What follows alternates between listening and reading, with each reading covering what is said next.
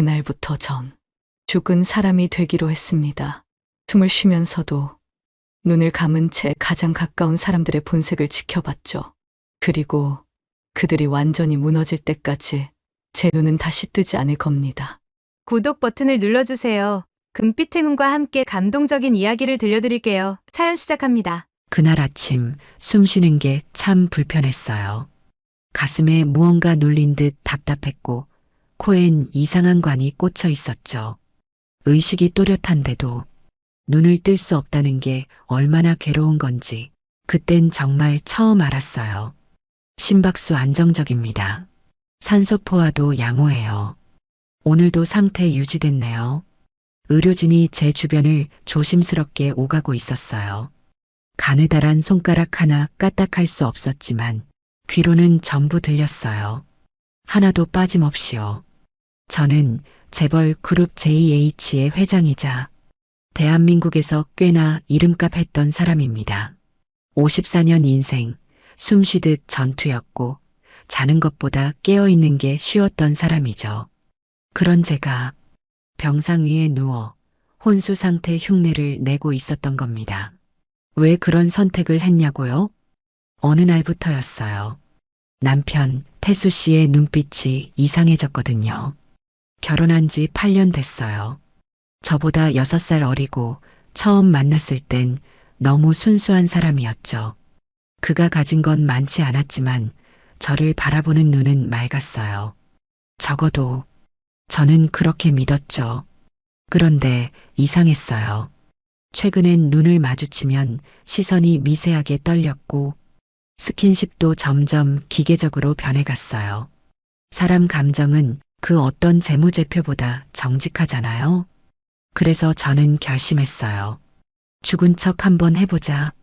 진짜 병이 있었던 건 맞아요. 위암 초기 진단. 근데 수술도 잘 끝났고 회복 속도도 빠른 편이었어요.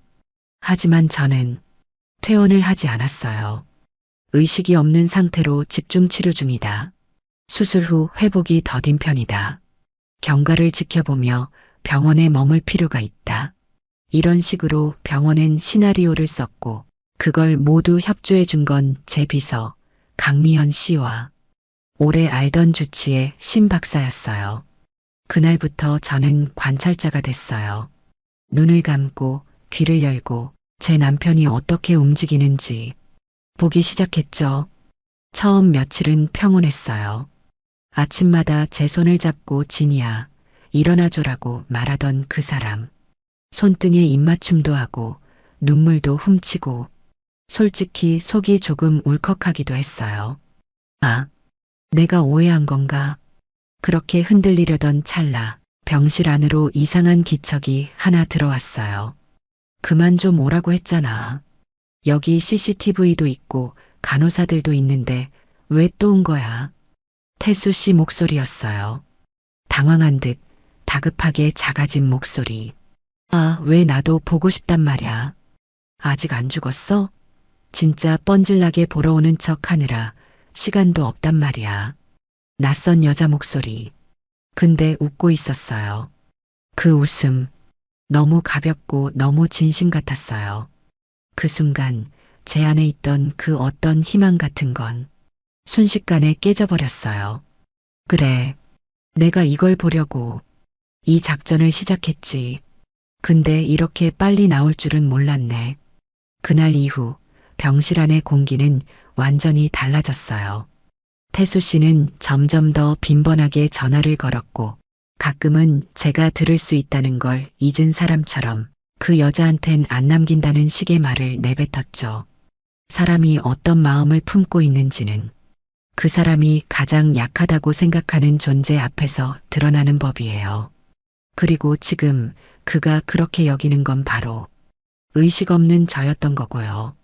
그날 밤 간병인인 지연 씨가 다가와 제 귓가에 속삭였어요. 회장님, 오늘 것도 녹음됐어요. 이제 슬슬 시작하셔야죠. 그 순간 제 입꼬리가 아주 조금 올라갔던 것 같아요. 조금만 더 기다리자. 이제 이 연극의 하이라이트가 시작될 테니까요.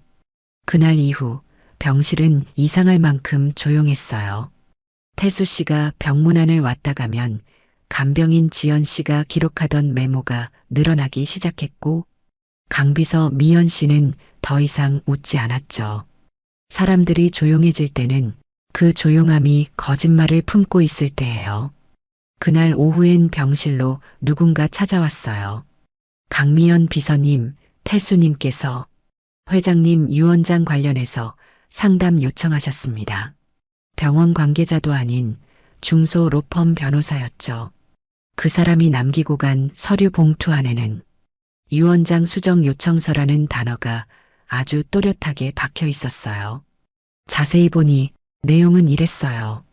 환자가 장기 투병 중에 있으므로 기존 상속 지분을 재조정한다.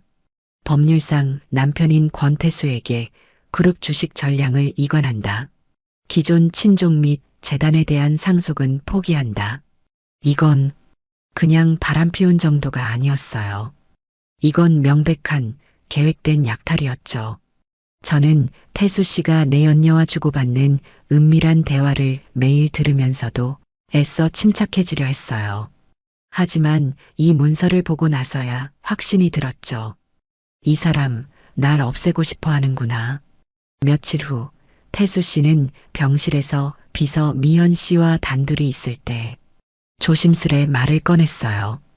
미연 씨 혹시 회장님이 회복되더라도 이사회는 내가 맡는 게 어떨까?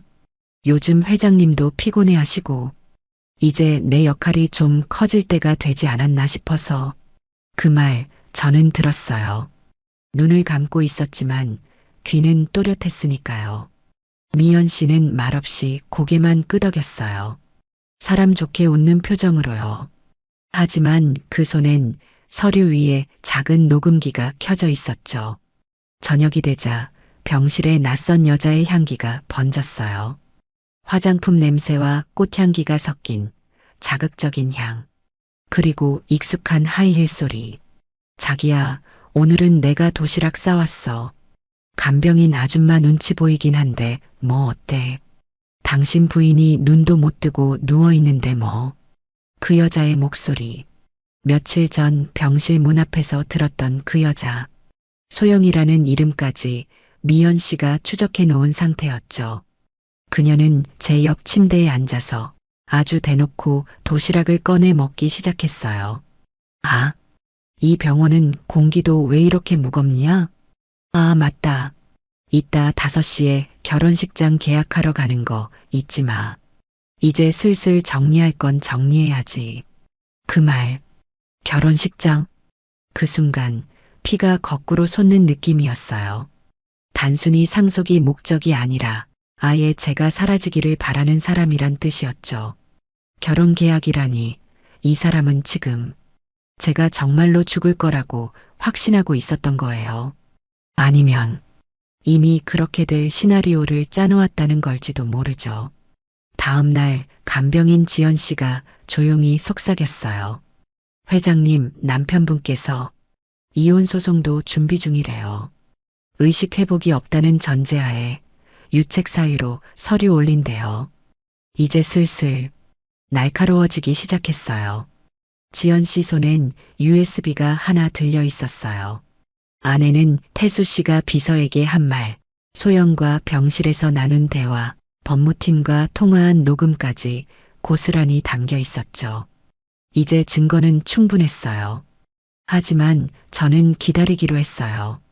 딱 하나, 그 마지막 퍼즐이 맞춰질 때까지 아무것도 모른 척 그대로 누워 있었어요.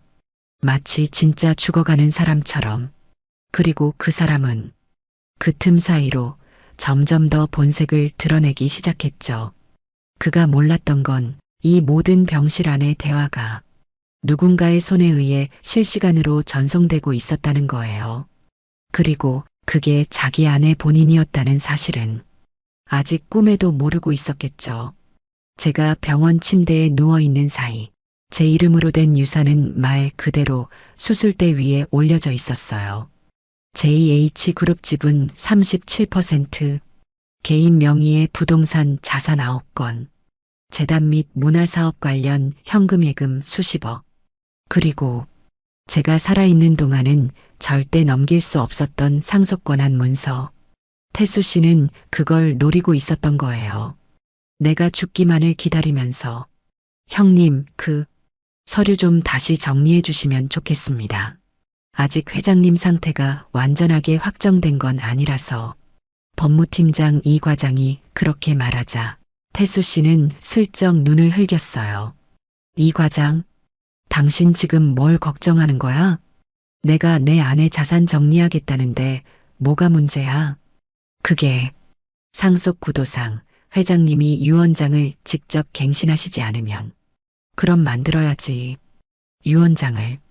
회장님 지문도 찍혀 있는 거 갖고 있어. 의식 없을 때 미리 받아둔 거.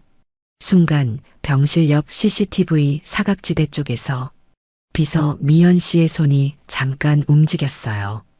작은 렌즈가 반짝하고 불을 켜며 그 대화를 녹화하기 시작했죠. 그날 밤 지연 씨는 저한테 USB 하나를 더 건넸어요. 이번엔 병원 외부 회의실 폴더. 거기엔 태수 씨와 소영, 그리고 낯선 남자 둘이서 주고받은 대화가 고스란히 들어 있었어요.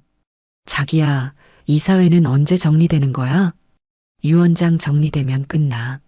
그날 안에 재단 자산 빼서 내 명의로 옮기고 나머지는 내가 이사진 회의 열어서 인사권 행사하면 돼. 그럼 진짜 우리 둘이서 이 회사를 갖는 거야? 까지게 될 거야. 그리고 그 여자 다신 깨어나지 못하게 할 거야. 그 말에 저는 처음으로 눈을 뜨고 싶어졌어요.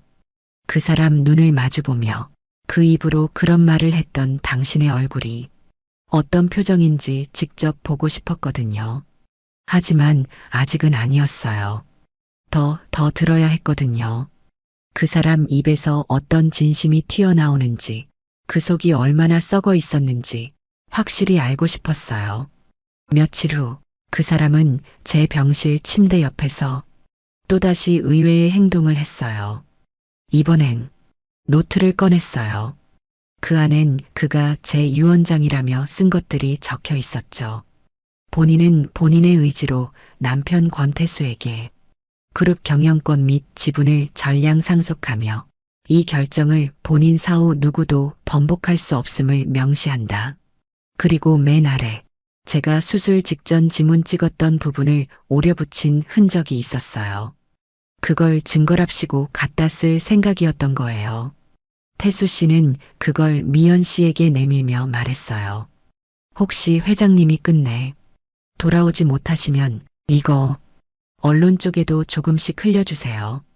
우리 회사 후계 문제로 잡음 생기면 곤란하니까. 그게 회장님 뜻이 맞긴 하신가요? 우린 부부였어요. 그 사람은 나만 믿었어요. 그 말 진짜 기가 막히더라고요. 그리고 며칠 뒤 그 사람은 또 무언가를 준비하고 있었어요. 결혼식이었죠.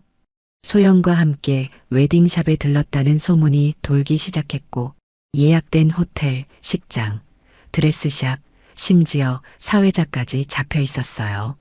내가 죽는다는 전제. 그리고 그걸 전혀 의심하지 않는 남자. 참 대단했어요.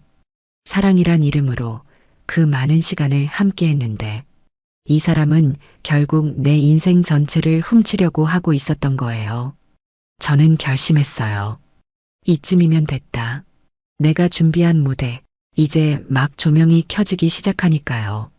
그날 새벽 병실 안엔 아무도 없었어요. 간병인 지연 씨가 CCTV를 잠시 꺼두는 사이 미연 씨가 조용히 들어와 내 귀에 속삭였죠. 회장님, 시간입니다. 움직이시죠. 나는 천천히 눈을 떴어요. 몇 주 만이었죠. 전신이 무겁고 살갗은 차갑고 근육은 딱딱하게 굳어 있었어요. 하지만 내 의지는 더 단단했어요. 내 인생을, 내 자리를, 내 사람들을 되찾아야 했으니까요. 지연 씨가 나를 부축해 일으켰고 나는 그 작은 순간에 깨달았어요. 살아있다는 게 이렇게 분노로 벅찬 감정일 수도 있구나 하고. 비밀 회복실, 병원 지하에 있는 VIP 전용 공간이었어요. 철저히 외부와 차단돼 있고 의료진도 극소수만 접근 가능한 공간. 그 안엔 모니터가 5대 있었고 각각 병실 CCTV, 복도, 주차장, 엘리베이터, 그리고 회의실. 오늘부터는 여기서 관찰하시죠. 미연 씨가 건넨 태블릿엔 USB 안에 모든 녹음 파일이 정리되어 있었어요.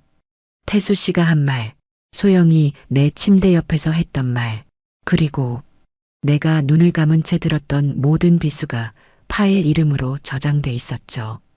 파일명 그 여잔 깨어나지 않을 거야. 파일명 결혼식 날 맞춰 끝내자. 그 모든 말들이 이제 증거라는 이름이 되어 내 손에 들어왔어요. 회장님, 첫 번째 작업은 유언장 무효화입니다. 법무법인에 회장님 직접 서명한 공증본이 존재하니 위조 유언장은 법적 효력 없습니다. 문제는 태수 씨가 기자들에게 슬슬 흘리고 있다는 겁니다. 흘리게 두세요. 입에 담은 말은 언젠가 죄가 되니까요. 그리고 이사회 쪽 인물들도 조용히 태수 씨와 움직이고 있습니다.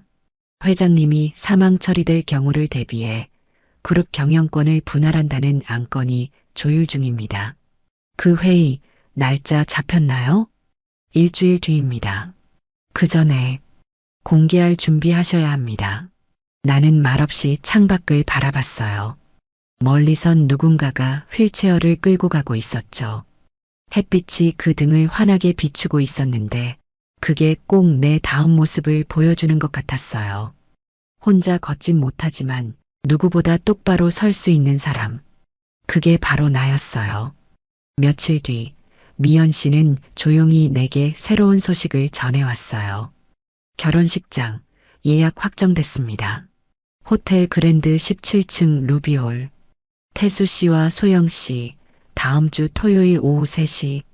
이름은 위장돼 있지만 확인됐습니다. 결혼식. 내가 살아있는 상태로 내 남편이 다른 여자와 결혼식을 올린다고요? 그 순간 이 싸움은 단순한 복수 이상이 되었어요. 이건 정이었어요. 그 사람이 감히 내 이름으로 유언장을 조작하고 내 자산을 훔치고 내가 살아있는데도 내 삶을 묻으려 했다는 그 죄. 세상에 보여줘야 했죠. 그런 인간이 어떻게 파멸해 가는지를. 나는 손을 내밀어 미연 씨가 가져온 작은 녹음기를 직접 켰어요. 이제부터는 제 목소리로 남깁시다. 말보단 증거가 되는 세상이니까요. 그리고 조용히 말을 이었어요. 나는 아직 살아있다. 숨도 쉬고 있고, 심장도 뛰고 있고, 기억도 선명하다. 내 인생을 훔치려는 자들아. 지금 내가 보고 있다. 결혼식장 예약이 확정됐다는 말을 듣고도 내가 가장 먼저 한 일은 웃는 거였어요. 어이가 없어서였을까요? 아니에요. 이제야 태수 씨의 모든 속셈이 완성됐다는 확신이 들었거든요. 그리고 그게 곧 내 작전이 완성됐다는 뜻이기도 했죠. 그날 나는 미연 씨와 함께 비밀리에 병원을 빠져나갔어요. 의료진 몇 명만 알고 있었고 병원장도 철저히 보안 유지에 협조했죠.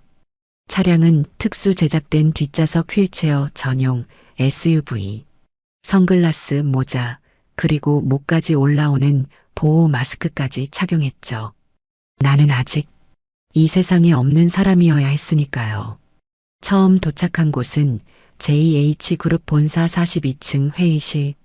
바로 한 주 뒤 예정된 긴급 이사회가 열릴 장소였어요.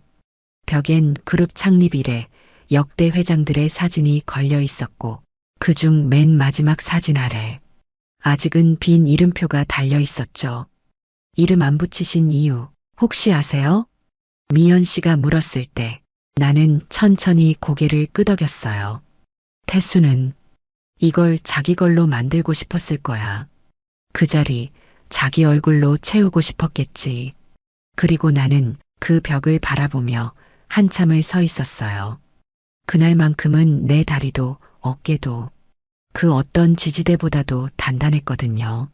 며칠 뒤 미연 씨는 병실에서 은밀하게 조작된 태블릿을 꺼냈어요. 그 안에는 서진 회장의 공식 입장문이 저장돼 있었어요. 영상은 병실에서 찍은 듯 보이지만 날짜와 시간은 조작되어 있었고 내 음성도 충분히 아프고 위태롭게 편집돼 있었죠. 나는 내 의지로 내 남편 권태수에게 JH그룹의 경영을 위임하며 남은 시간은 조용히 정리하고 싶다. 이 영상은 태수 씨에게 보내기 위한 미끼였어요. 영상 하단엔 공식 유언장 수정 요청서도 첨부돼 있었고 그걸 본 태수 씨는 그날 바로 미연 씨에게 전화를 걸었어요. 회장님이 정신 차리신 건가요? 왜 그걸 저한테 직접 안 말씀하시는지.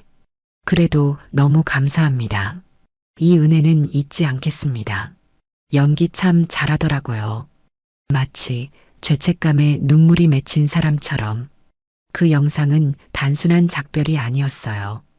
오히려 내가 직접 등장하기 전 그 사람의 경계를 무디게 만들기 위한 함정이었죠. 영상이 퍼질 즈음 나는 이미 회의장 입구에 도착해 있었어요. 모든 건 그 순간을 위해 설계된 시간차 공격이었어요. 하지만 그날 밤 그는 술에 취해 내연녀 소영에게 이런 말을 했죠. 이젠 끝났어. 그 여잔 다시 못 일어나. 경영권도 이름도 다 내 거야.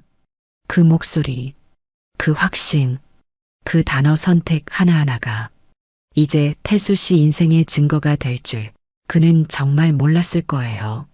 그리고 드디어 그들이 그렇게 원하던 무대에 막이 올랐어요. JH그룹 비상 이사회 임시의장 권태수. 오늘 이 자리는 우리 그룹을 위한 큰 전환점이 될 겁니다. 저는 고서진 회장의 뜻을 이어 이 회사를 다음 단계로 이끌 자신이 있습니다. 마이크 앞에서 그가 한 말이었죠. 그 말이 끝나기도 전에 회의실 문이 조용히 열렸어요. 회의실 끝쪽 스크린에 낯익은 영상 하나가 송출됐죠. 나는 아직 죽지 않았습니다.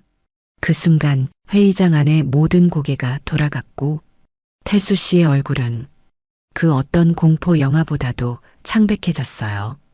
영상은 계속됐어요. 이 영상이 나갈 즈음이면 저는 직접 제 이름으로 모든 증거를 제출했을 겁니다. 남편 권태수 씨는 제 허락 없이 회사의 경영권을 빼앗으려 했고 유언장을 위조했으며 내 연녀와 함께 재산을 편취하려 했습니다. 그리고 그날 오후 나는 휠체어를 탄 채 JH그룹의 본사 로비를 통과했어요.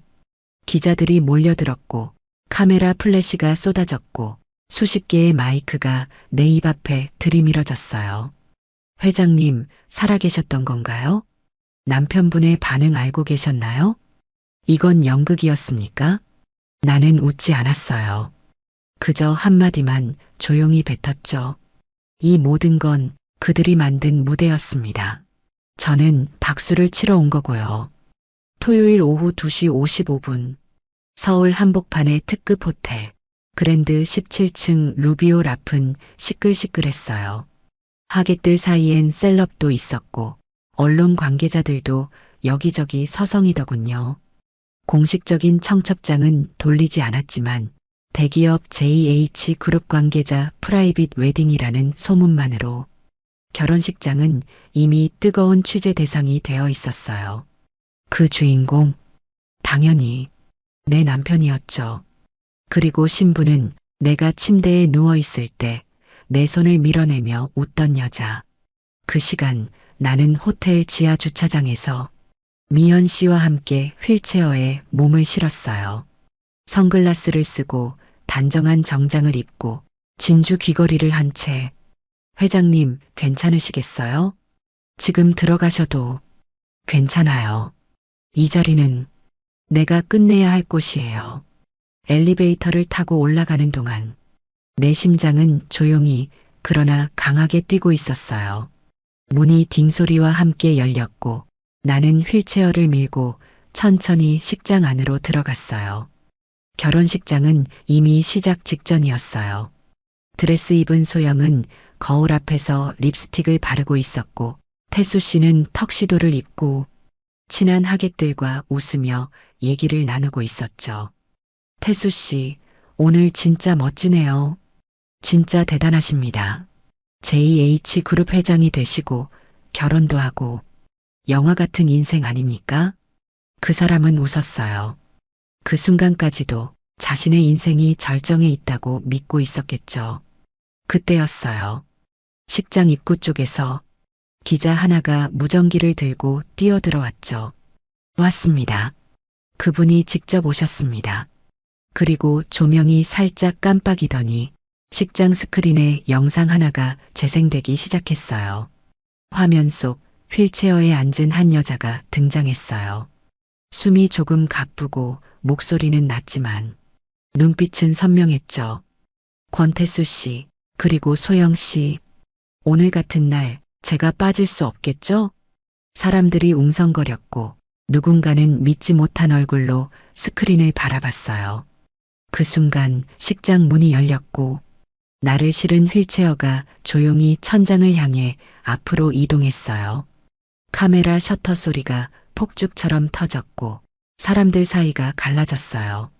그리고 나는 태수 씨와 눈을 마주쳤어요. 그의 얼굴. 처음엔 멍했고 곧 하얗게 질렸고 마지막엔 입술이 떨리기 시작했어요. 나는 마이크를 들었어요. 기다란 숨을 들이쉬고 침착하게 말했죠. 이 결혼식은 무효입니다. 저는 아직 살아있고 법적으로도 사회적으로도 제 남편은 여기 서 있을 자격이 없습니다. 소영은 나를 제대로 쳐다보지도 못하고 뒤로 한 걸음 물러났어요. 이 모든 일에 가담한 사람들 다 책임지셔야 할 겁니다. 기자들이 몰려들었고 보안 요원들이 어쩔 줄 몰라 했고 태수 씨는 마치 자기 인생이 화면 밖으로 떨어져 나가는 걸 바라보는 사람처럼 서 있었어요. 결혼식은 그 자리에서 중단됐고 영상 자료와 음성 녹취는 바로 언론사에 전달됐어요. 인터뷰 요청이 폭주했고 온라인 실시간 검색어엔 재벌 아내 생존, 혼수 위장 진실, 결혼식장 복수국 같은 말들이 줄을 이었죠. 하지만 나는 그 자리를 조용히 빠져나왔어요. 내가 원한 건 주목이 아니라 정의였으니까요. 그날 밤 호텔 스위트룸에선 경찰이 누군가를 연행하고 있었어요. 위조, 사기, 유언장 조작, 명예훼손, 강제 상속 시도. 태수 씨는 아무 말도 못했어요. 그 어떤 사랑도, 그 어떤 명분도 자기를 지켜주지 못한다는 걸 알았던 거겠죠. 그리고 나는 그날 이후 다시 병원으로 돌아갔어요. 내가 해야 할 일이 아직 남아 있었으니까요. 바로 내 삶을 정리하고 새로운 이름으로 다시 일어서는 것. 그 사람은 무너졌고 이제 남은 건 나 자신을 마주하는 일뿐이었어요. 결혼식장에서의 그 충격 이후 권태수에 대한 수사는 빠르게 시작됐어요.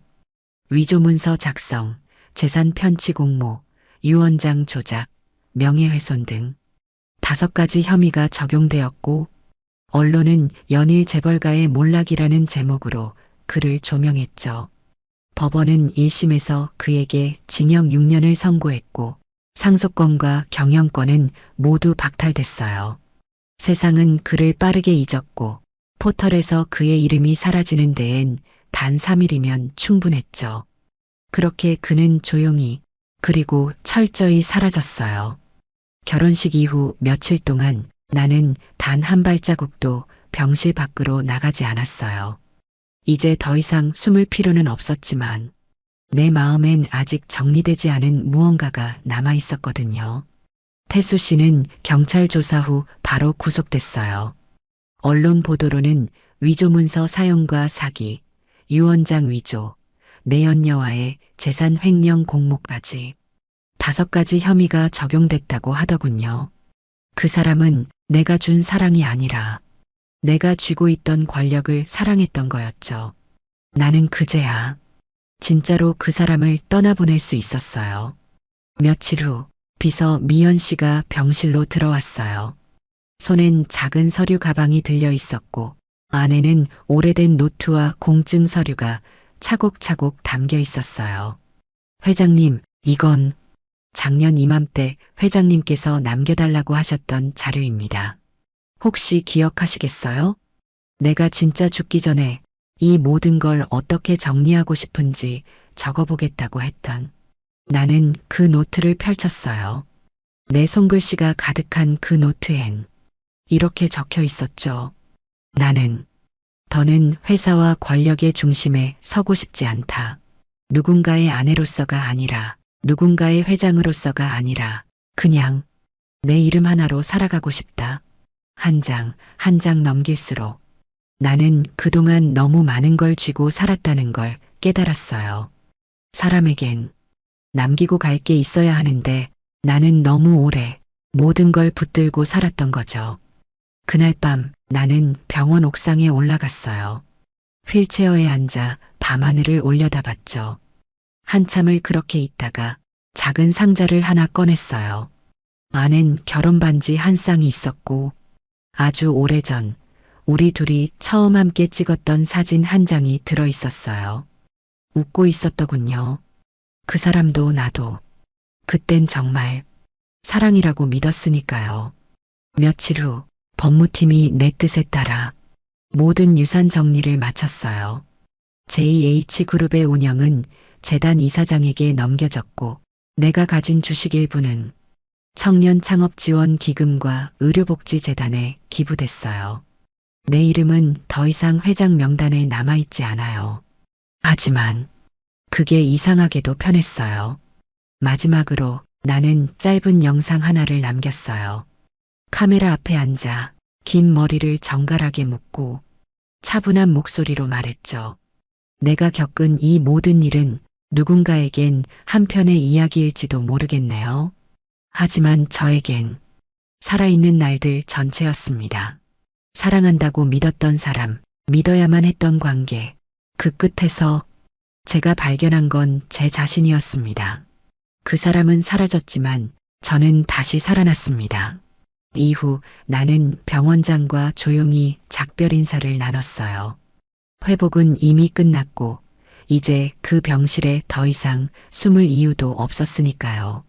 마지막 휠체어를 밀고 나올 때 복도는 생각보다 조용했고 내 발자국 소리만 또렷하게 남았죠. 가끔은 젊은 커플이 손을 잡고 웃는 걸 보면 마음이 살짝 저리기도 했지만 그건 내가 살아있다는 증거였어요. 그리고 이 이야기를 지금 여러분께 들려주고 있어요. 왜냐면 아직도 누군가는 눈을 감고도 모든 걸 보고 있을지도 모르니까요. 해안가 작은 마을에 내려온 지 한 달쯤 됐을 무렵 나는 하루에 2번씩 산책을 했어요. 아침엔 해가 뜰 때, 저녁엔 해가 질 무렵.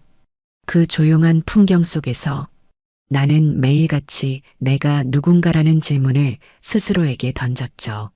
나는 회장이었고 누군가의 아내였고 수많은 사람 앞에 나서야 했던 존재였지만 지금은 그냥 한 명의 사람으로 살아가고 있었어요. 회장님, 아니, 죄송합니다. 서진 씨, 식료품 가게 주인이 또 실수했어요. 나는 웃으며 고개를 끄덕였죠. 괜찮아요. 아직은 좀 익숙하지 않으신 거죠. 그게 뉴스에서 너무 많이 봐서. 소문은 생각보다 빨리 돌았어요. 내가 혼수 상태에서 깨어나 남편의 재산 사기와 이중 생활을 밝혀냈다는 이야기는 다큐멘터리로 제작되고 있었고 인터뷰 요청은 아직도 들어오고 있었어요. 하지만 나는 모두 거절했어요. 그건 더 이상 내 인생이 아니었거든요. 나는 이제 조용히 숨 쉬며 살고 싶었어요. 가끔은 그 사람 생각이 나요. 우리가 처음 만났던 날, 그가 건넸던 첫 웃음, 처음으로 손을 잡았던 날의 따뜻함, 그리고 그가 날 떠나기로 결정했던 날의 차가운 눈빛. 모든 기억이 불쑥불쑥 떠오르긴 하지만 이상하게도 미움은 그다지 크지 않아요. 그 대신 조금의 슬픔, 그리고 아주 깊은 후회가 남았어요. 왜 그때 나는 내 감정보다 그 사람의 말만 믿었을까? 왜 그때 내 마음에 생긴 균열을 그냥 넘겨버렸을까? 그러면서도 나는 그 경험이 나를 바꿨다는 걸 알아요. 나는 더 단단해졌고, 내가 나를 믿는 법을 배웠고, 이제는 누군가의 그림자에 머무르지 않아도 된다는 걸 알게 됐어요. 나는 지금 내 이름 하나로 살아가고 있어요. 어느 날 마을 아이 하나가 다가와 저에게 물었어요. 할머니, 진짜로 죽은 척하고 있었어요? 진짜 무서웠겠어요. 나는 웃으며 대답했죠. 응, 무섭긴 했지. 근데 가끔은 눈을 감아야 보이는 것도 있단다. 아이 눈이 동그래졌고 나는 그 모습을 보며 다시 한번 느꼈어요. 이젠 더 이상 누구도 속이지 않아도 된다는 걸요. 나는 가끔 편지를 써요. 받을 사람은 없지만 그날 느낀 감정과 생각을 써서 책상 서랍 안에 고이 넣어두죠. 어쩌면 언젠가 누군가가 그걸 읽게 될지도 모르니까요. 오늘도 나는 산책길에 나섰어요. 바닷바람이 살짝 차가웠지만 그게 싫지는 않았어요. 조금 느리지만 내 두 다리로 걷는 이 길이 지금은 세상 어떤 길보다 소중했으니까요. 사랑은 사라졌어요. 그 사람도, 그 시간도, 그 마음도. 하지만 나는 그 사랑이 사라진 자리에서 조용히 나 자신으로 남았어요. 봄이 오기 시작하던 3월 어느 날 나는 마을 도서관 벤치에 앉아 책을 읽고 있었어요. 햇빛은 따뜻했고 바람은 아직 좀 차가웠지만 이상하게 기분이 좋았어요. 책을 넘기다 말고 잠시 멈춰 하늘을 올려다봤죠. 이제는 습관이 된 그 행동.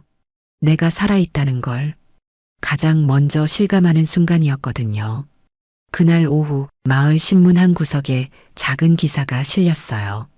전 JH그룹 회장 서진, 조용히 마을 청소년 도서관 설립 후원. 이름은 남기지 않아. 아무도 내게 물어보지 않았지만 사람들은 조금씩 눈치챈 것 같았어요. 그 여자가 그 서진이란 걸. 하지만 아무도 다그치거나 파고들지 않았고 그게 너무 고마웠어요. 서진 씨, 이번에 기증해 주신 책들 너무 감사합니다. 아이들 정말 좋아해요. 마을 도서관 사서가 웃으며 인사할 때 나는 잠시 멈칫했어요. 그 단어 감사합니다라는 말이 이렇게 가볍고 따뜻하게 들린 적이 언제였을까요? 그전엔 늘 보도자료 속 문장이었고 공식 발표 속 구절이었죠. 이제는 정말 사람 대 사람으로 들렸어요. 진심으로 가슴 한쪽을 톡하고 건드리는 말로. 그날 밤 하늘에 별이 가득했어요. 나는 조용히 마당에 나가 의자에 앉았고 무릎 위에 오래된 사진 한 장을 올려뒀어요. 나와 그 사람이 함께 찍힌 사진. 결혼 전 처음으로 함께 여행 갔을 때 찍은 흑백 사진이었죠.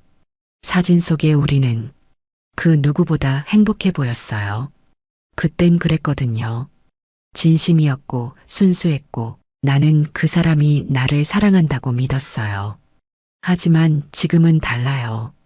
그 사람은 사라졌고 그 사람과 함께 있던 시간도 사라졌어요. 대신 그 자리를 내가 채우고 있어요. 마침내 누구의 아내도 누구의 회장도 아닌 채로 그냥 서진으로 살아가는 내가 남아 있었어요. 가끔은 외롭고 가끔은 허전했지만 그래도 이 삶이 내가 선택한 삶이라는 건 분명했어요. 며칠 뒤 도서관에서 연락이 왔어요. 서진 씨, 혹시 아이들한테 이야기 좀 해주실 수 있으세요? 삶에 대해, 선택에 대해요. 그냥 들려주는 정도면 돼요. 나는 잠시 고민했어요. 내 이야기를 또 꺼내야 할까? 하지만 곧 고개를 끄덕였어요. 이제는 내가 겪은 이야기가 누군가에게 길이 될 수 있다면 그걸로 충분하다고 생각했거든요. 그리고 다음 날 도서관 작은 강의실 안 아이들 몇 명이 앉아 있는 앞에서 나는 천천히 말을 꺼냈어요. 안녕하세요. 제 이름은 서진이에요. 오늘은 제가 살면서 배운 것 하나만 말해줄게요. 사람은 누구나 자기가 진짜 누구인지 마주하게 되는 순간이 있어요. 그 순간이 올 땐 도망치지 말고 그냥 한 걸음 나아가세요. 도서관 아이들 앞에서 이야기를 마친 뒤 그날 밤 나는 유난히 잠이 오지 않았어요. 침대에 누워 조용히 천장을 바라보며 생각했죠. 나는 지금 누구일까? 회장도 아내도 피해자도 아닌 그 어떤 역할도 붙지 않은 채의 나. 그런데 이상하게도 그 질문이 예전처럼 두렵지는 않았어요. 이젠 알았거든요. 나는 살아있는 그 자체로 충분한 존재라는 걸요. 이듬해 봄 나는 마을 청소년 센터에서 정식 강의를 맡았어요. 주제는 삶의 선택과 회복. 내가 했던 거짓말, 그 거짓말로 본 진실, 사람에 대한 기대, 그 기대가 무너진 뒤에도 다시 시작할 수 있다는 믿음. 처음엔 아이들도 어리둥절해 했지만 몇 주가 지나자 하나둘씩 질문을 던졌고 나도 그 질문에 솔직하게 대답했어요. 서진 선생님, 사람은 어떻게 누군가를 완전히 잊을 수 있을까요? 한 아이가 물었어요. 나는 잠시 웃으며 대답했죠. 완전히 잊을 순 없을 거야. 하지만 그 사람 없이도 웃을 수 있게 되면 그걸로 충분하지 않을까? 나는 그동안 누군가에게 사랑받기 위해 나 자신을 자꾸 깎아내렸어요. 사랑은 받아야 하고 버티면 지켜질 거라고 믿었거든요. 하지만 지금은 알아요. 사랑은 주는 것도 아니고 받는 것도 아니에요. 그건 함께하는 거였어요. 서로가 서로에게 거울이 되어주는 일. 태수 씨는 그걸 하지 못했고 나는 너무 늦게 깨달았죠. 하지만 그래도 지금의 나는 그 깨달음 하나만으로도 다시 일어설 수 있었어요. 그리고 어느 날 서랍 속에 넣어뒀던 결혼반지 한 쌍을 꺼냈어요. 그 반지를 들고 나는 바닷가로 갔죠. 바람이 거세게 불고 있었고 모래가 발끝을 간지렸어요. 나는 조용히 반지 하나를 바다 쪽으로 던졌어요. 휙! 작은 곡선을 그리며 멀리 날아가 바닷물에 잠겼어요. 그리고 남은 하나는 내 손 안에 가만히 쥐었죠. 그 반지는 내가 내 자신을 위해 남긴 거예요. 나는 이제 누군가의 이름으로 살아가는 사람이 아니에요. 그냥 나, 서진. 나는 사랑이 사라진 자리에서 자유를 얻었고 배신이 남긴 상처 위에 새로운 삶을 쌓았어요. 그 사람이 남긴 건 결국 아무것도 아니었지만 그 사람을 통해 나는 내가 누구인지 알게 되었어요. 그리고 지금 이야기를 마친 이 순간에도 나는 여전히 나로 남아 있어요. 초여름 바람이 조금씩 따뜻해질 무렵 나는 작은 우편물을 하나 받았어요. 평소처럼 아무런 예고 없이 도착한 갈색 봉투. 발신인은 권태수 서울구치소였어요. 한참을 손에 쥐고 망설였죠. 열어야 할까? 읽는 게 맞을까? 혹시 또 무너질까봐 한동안 책상 위에 그냥 올려두기만 했어요. 며칠이 지나고 조용한 밤 나는 그 봉투를 열었어요. 딱 한 장짜리 편지였어요. 흐트러진 손글씨, 삐뚤빼뚤한 문장들, 그리고 그 사람 특유의 돌려 말하지 못하는 습관이 묻어 있었어요. 서진아, 참 오래도 기다렸겠다. 결국 너한텐 미안하단 말밖에 할 수가 없네. 내 욕심, 내 어리석음, 내 죄. 그게 너한테 얼마나 깊은 상처였는지 이제야 알겠더라. 다 망치고 나서야 말이야.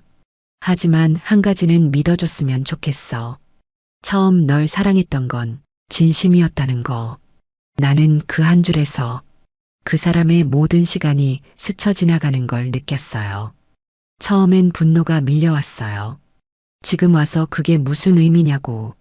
모든 걸 다 잃고 모든 걸 끝낸 다음에야 그 말 한마디 남기면 다 되는 거냐고.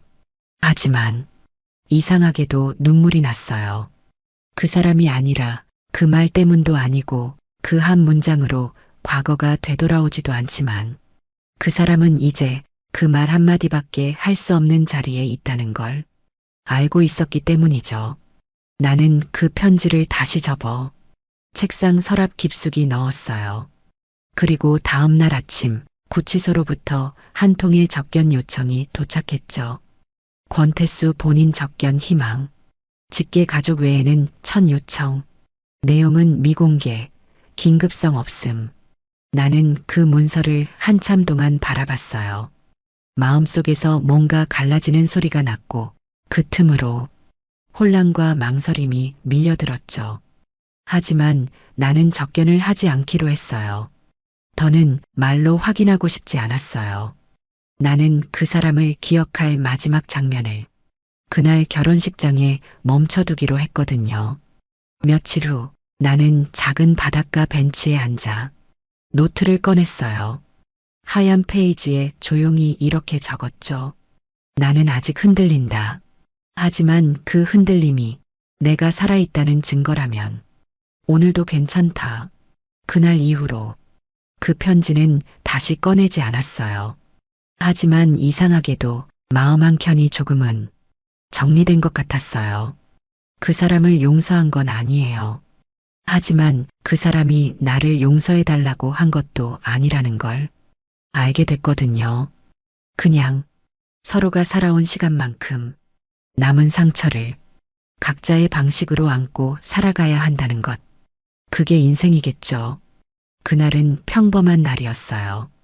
바다엔 안개가 자욱했고 나무들은 잎사귀를 바람에 흔들고 있었죠.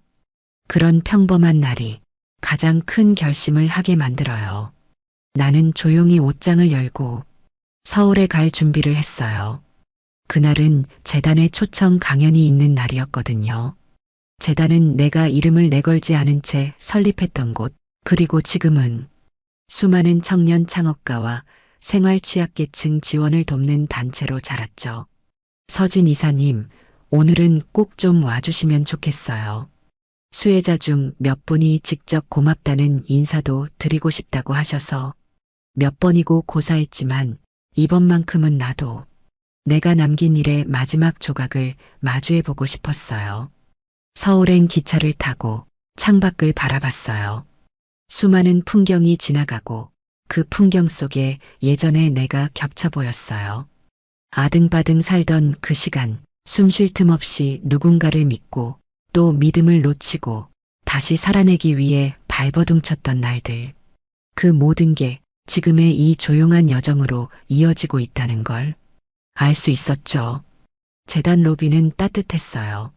사람들의 얼굴엔 긴장과 기대가 섞여 있었고 누군가는 내게 다가와 작은 종이봉투를 내밀었어요. 이사님, 이건 제 첫 월급으로 준비한 겁니다. 장학금 아니었으면 저 지금 이 자리에 없었을 거예요. 그 말에 나는 마음 깊은 곳에서 뭔가 울컥했어요. 누군가를 믿고 누군가에게 기회를 주는 일이 이토록 따뜻한 일이었구나. 그간 내가 받은 말들 중 가장 단순하고도 뭉클한 고백이었어요. 강연을 마치고 나오는 길, 엘리베이터 앞에서 어떤 기자 한 명이 다가왔어요. 혹시 잠깐 괜찮으실까요? 단 한 줄만 여쭤보고 싶어서요. 이제 모든 걸 겪고 나신 지금 가장 소중하다고 느끼는 건 뭔가요? 나는 고개를 살짝 숙였어요. 플래시도 카메라도 없었지만 그 말은 오래도록 기억될 것 같았거든요. 잠시 고민하다 조용히 대답했어요. 혼자 걷는 걸 무서워하지 않게 된 것. 기자는 살짝 놀란 듯 고개를 끄덕였고 나는 엘리베이터에 올라탔어요. 그 안에서 내 표정은 참 오랜만에 편안했어요. 그날 저녁 서울역 플랫폼엔 해가 지고 있었어요. 나는 조용히 기차에 올라타 창가 자리에 앉았고 달리는 차창 밖을 바라보며 마음속으로 이렇게 중얼거렸어요. 이제는 나도 괜찮아. 그건 누가 들어주길 바라는 말이 아니었어요. 그냥 나 자신에게 해주는 말이었죠. 그날은 참 평화로운 날이었어요. 아침엔 도서관 강의가 있었고 점심엔 마을 회관에서 어르신들과 된장찌개를 끓였죠. 오후엔 작은 화단에서 라벤더를 심고 있었어요. 그런데 그 평온한 하루에 한 통의 우편물이 도착했어요. 흰 봉투, 고급스러운 마감, 왼쪽 상단엔 대한민국 국회 문화복지위원회라는 문구.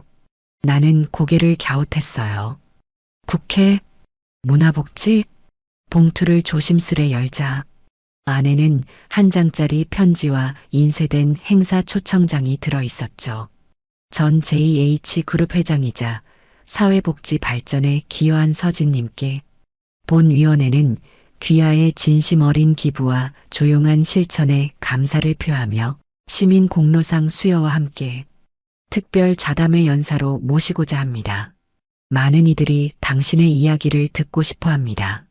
그 순간 내 심장이 조용히 쿵 하고 울렸어요. 나는 단지 조용히 잊히고 싶었고 조용히 기억되고 싶었을 뿐인데 세상은 내가 꺼낸 조용한 이야기를 다시 세상의 중심으로 불러내려 하고 있었어요. 며칠 동안 고민했어요. 행사는 2주 뒤였고 전국 방송 중계까지 포함된다고 했어요.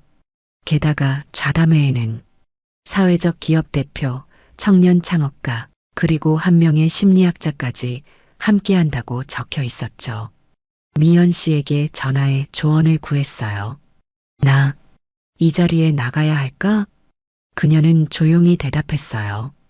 회장님, 이제는 당신의 말이 누군가에겐 누군가의 길이 될 수도 있어요. 나는 며칠 뒤 수락 전화를 했어요. 단 한 가지 조건을 걸고요. 제 이름은 단순히 서진 한 사람으로 남겨주세요. 이전 직함이나 경력은 언급하지 말아주세요. 상대는 잠시 침묵하다 조용히 고개를 끄덕이는 듯 말했어요. 그 마음 존중하겠습니다. 그렇게 하겠습니다, 선생님. 그리고 행사 당일 나는 소박한 정장을 입고 천천히 무대에 올랐어요. 생각보다 떨리지 않았어요. 조명도 카메라도 더는 나를 흔들지 않았어요. 사회자가 마지막 질문을 던졌어요. 선생님, 끝으로 청년들에게 한마디만 해주신다면요? 나는 마이크를 들고 잠시 생각한 뒤 이렇게 말했어요. 다시 시작하는 건 언제나 두렵습니다. 하지만 정말 무서운 건 끝났다고 스스로 결정해버리는 일이에요. 끝났다고 말하지 마세요. 아직 당신 이야기는 진행 중이니까요. 그 말이 끝나자 강당 안엔 짧은 침묵이 흐른 뒤 따뜻한 박수가 번졌어요. 나는 그 순간 아주 조용히 내 안에서 뭔가가 한 번 더 정리되는 걸 느꼈어요. 그리고 그날 밤 낯선 번호로 전화 한 통이 걸려왔어요. 수화기 너머로 들려온 목소리는 너무 익숙했어요. 서진 씨, 방송에서 봤어요. 정말 아무 말도 없이 사라지셨더군요. 오래전 내가 회사를 그만두며 인연을 끊었던 후배였어요. 진심인지 비즈니스인지 분간 안 가는 위로 끝엔 조심스러운 제안이 따라붙었죠. 혹시 당신 이야기로 책을 한 권 내보는 건 어때요? 나는 잠시 웃었어요. 그건 이제 내가 다시 붙잡고 싶은 삶이 아니었거든요. 전화를 끊고 나서 오래도록 바닷가를 걸었어요. 내 이야기를 다시 세상 앞에 꺼내야 할까? 아니면 이제는 조용히 나로만 살아도 되는 걸까? 그건 누군가에게 인정받는 기분이 아니라 스스로에게 허락을 내리는 기분이었어요. 행사가 끝나고 돌아오는 길, 나는 기차 안에서 유난히 오래 창밖을 바라봤어요. 논밭이 스쳐 지나가고 작은 정류장이 하나둘 지나가고 한참 뒤엔 바다가 보이기 시작했어요. 그 풍경을 보며 문득 이런 생각이 들었어요. 나는 왜 그렇게까지 살아남으려고 했을까? 왜 혼수 상태인 척까지 하면서 그 사람의 진심을 확인하려 했고, 왜 그 모든 걸 감당하면서도 끝까지 스스로를 포기하지 않았던 걸까? 기억을 더듬다 보니 어릴 적 나를 떠올리게 됐어요. 나는 원래 아주 조용한 아이였어요. 남들보다 튀지도 않았고 늘 줄 서 있는 아이들 틈에서 앞으로 나서기보다 뒤로 빠지길 좋아했죠. 하지만 내 안에는 누구보다 강한 인정받고 싶은 마음이 있었어요. 그래서 그렇게 노력했는지도 몰라요. 공부도 일도 사람을 사랑하는 것도 버림받지 않기 위해 애써야 했던 것처럼. 그리고 어느 순간 그 노력이 나가 되어 버렸어요. 사람들 앞에서 강해 보여야 했고, 넘어지지 않아야 했고, 아파도 울지 않아야 했어요. 왜냐면 한번 무너지면 내가 진짜 아무것도 아니게 될 것만 같았거든요. 하지만 병원 침대에 누워 온몸을 움직일 수 없었던 그 시간 동안 나는 깨달았어요. 나를 포기하지 않은 이유는 남이 날 알아보길 바라서가 아니라 나만큼은 날 외면하지 않으려고 했던 것이었어요. 그 누구도 내 마음을 몰라줘도 내가 나 자신에게 괜찮아라고 말해주는 것만은 절대 포기할 수 없었어요. 그게 얼마나 큰 힘이었는지 지금에서야 알겠어요. 그 말 하나. 나는 아직 괜찮아. 나는 아직 여기 있어. 나는 아직 나야. 그 말들 덕분에 나는 무너지지 않았고, 버려지지 않았고, 끝내 살아남았어요. 며칠 뒤 도서관 강의가 끝난 오후, 한 아이가 다가와 조용히 말했어요. 선생님, 어른이 되면 다들 그렇게 강해져요? 나는 그 아이를 한참 바라보다가 고개를 천천히 저었어요. 아니야. 강해지는 게 아니고 그냥 아프면서도 계속 살아가는 거야. 아이의 눈빛이 조금 흔들리다가 곧 웃음으로 바뀌었어요. 저도 그렇게 살아볼게요. 계속 살아볼게요. 그날 밤 나는 오랜만에 스스로를 칭찬했어요. 그 어떤 대기업 회장일 때보다, 어떤 무대에 섰을 때보다 더 자랑스러웠어요. 그 누구를 위해서가 아니라 그냥 나 자신에게 처음으로 솔직했기 때문에. 그날 아침은 유난히 바람이 거셌어요. 커튼이 크게 흔들리고 창틀엔 바람소리가 길게 스며들었죠. 마을 어귀로 나가는 길, 나는 스카프를 목에 두르고 우산 대신 모자를 눌렀었어요. 길가에 핀 들꽃들이 바람에 휘청거렸지만 끝끝내 뿌리째 뽑히진 않더군요. 그걸 보며 나는 생각했어요. 사람도 저런 존재일지 몰라. 휘청거릴 지언정 뿌리는 그 자리에 있는. 오후엔 도서관이 쉬는 날이라 나는 아무 약속 없이 하루를 보내기로 했어요. 작은 찻집에 들러 라벤더 차를 주문하고 창가 자리에 앉아 조용히 책 한 권을 펼쳤죠. 책 제목은 바람이 불 때 나를 지키는 법. 표지를 넘기기 전부터 내 안에서 무언가 잔잔히 흐르기 시작했어요. 그건 아마 이제는 더 이상 불안해서 읽는 책이 아니라 여유로워서 읽는 책을 고르게 됐다는 내 안의 변화 때문이었겠죠. 책을 읽다 말고 문득 이런 생각이 들었어요. 내가 가진 진짜 회복은 누군가에게 보여주기 위한 게 아니야. 그저 내가 나를 안아줄 수 있게 된 거지. 이전엔 늘 누군가가 날 알아봐 주기를, 날 안아주기를 바랐어요. 하지만 지금은 거울을 보며 스스로에게 속삭일 수 있게 됐어요. 오늘도 잘 버텼어. 이제는 괜찮아. 너 참 대단하다. 찻집을 나서는 길, 나는 가게 주인이 걸어둔 메모 하나를 봤어요. 바람 부는 날에도 당신은 그대로입니다. 참 별거 아닌 말인데 그 한 줄이 하루를 다 덮어주는 느낌이었어요. 나는 미소 지으며 가게 문을 닫고 나왔고 집으로 돌아가는 길에 바닷가에 잠깐 들렀어요. 해안 벤치에 앉아 나는 조용히 하늘을 올려다봤어요. 회장이라는 이름을 내려놓고 누군가의 아내라는 역할도 벗고 모든 것을 다 내려놓은 지금의 나. 이제는 바람에 흔들리는 들풀 같지만 그 뿌리는 전보다 훨씬 깊고 단단해져 있었어요. 그날 저녁 노트에 이런 문장을 적었어요. 나는 누군가의 이름으로 살아온 적이 있다. 그러나 이제 그 이름 없이도 나는 여전히 나였다. 어느 날 아침 눈을 떴을 때 유난히 고요했어요. 창밖엔 바람 소리도 없고 새소리도 조용했죠. 나는 그 조용함이 참 좋았어요. 아무 말도 하지 않아도 되는 삶. 그게 얼마나 단단한 평화인지 이제야 알겠더라고요. 나는 여전히 매일 같은 시간에 일어나 해안길을 걷고 도서관 아이들에게 책을 읽어주고 식료품 가게에서 파 2단을 사오고 저녁이면 작은 마당에 물을 주며 하루를 마무리해요. 이런 하루가 반복된다는 게 예전엔 지루하다고 느껴졌는데 지금은 그 지루함마저도 고마워요. 왜냐면 내 삶에 더 이상 폭풍이 필요 없다는 걸 나는 이제 안거든요. 어떤 날은 라디오에서 예전 그 사람과 함께 듣던 음악이 나와요. 그럴 때면 잠깐 멍해지긴 해요. 마치 내가 그 시절로 돌아간 것처럼. 하지만 이상하게도 이제는 그 음악이 나를 아프게 하지 않아요. 그건 단지 내가 지나온 시간의 한 조각일 뿐이고 그 기억 속에 나는 지금보다 조금 더 여렸고 지금보다 조금 더 기대에 목말랐던 사람이라는 것뿐이죠. 저녁이 되면 가끔은 별을 바라보며 말을 하지 않아요.